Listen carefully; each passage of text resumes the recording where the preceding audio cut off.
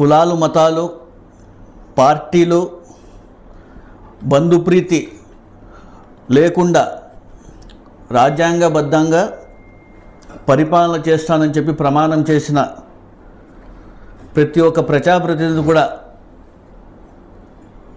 ఈరోజు చూస్తే గౌరవ ముఖ్యమంత్రి నారా చంద్రబాబు నాయుడు గారు చూస్తే కేవలం కొంతమందికే మేము పని చేస్తామని చెప్పడం ఏ విధంగా ఇది ప్రజల్లో ఏ విధంగా వెళ్తుంది, ప్రజలు ఏమనుకుంటారని కూడా ఆయన ఆలోచించుకోకుండా ఈరోజు మాట్లాడుతున్నారంటే కూడా ఒకసారి మనం అందరూ కూడా గమనించాలి. ఆయన చెప్పిన తూరు కూడా మనం చూడాలి. మీరు ఒకసారి గమనించారు. వైఎస్ఆర్ కాంగ్రెస్ పార్టీకి డైరెక్ట్ గా ఇండైరెక్ట్ గా మనం పనులు చేసే పరిస్థితి ఏ స్థాయిలో కూడా రాకూడదు. ఇది ఇంప్లిమెంటేషన్ చేసేటప్పుడు మాత్రం కులం గాని మతం గాని ప్రాంతం గాని రాజకీయాలు గాని పార్టీలు గాని ఇవేవి కూడా చూడొద్దండి. అర్హత ఉన్న ప్రతి ఒక్కరికి ఇది చేరాలి. మనకు ఓటు వేయని వాళ్ళకు కూడా మనం చూడండి తేడా మీరు దీంట్లో